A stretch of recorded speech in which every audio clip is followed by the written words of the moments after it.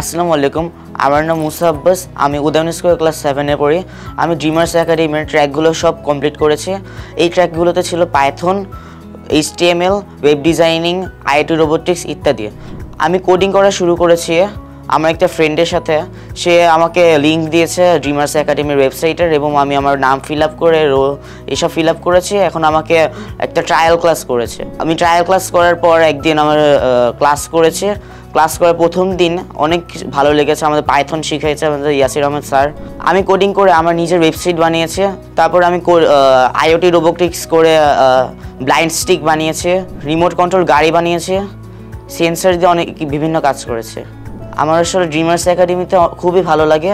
Dreamers academy থেকেই আমার জীবনে প্রথম কোডিং স্টার্ট করেছি। আমি আজ ড্রিমার্স একাডেমি থেকে গ্র্যাজুয়েট করে আমার খুব ভালো লাগছে।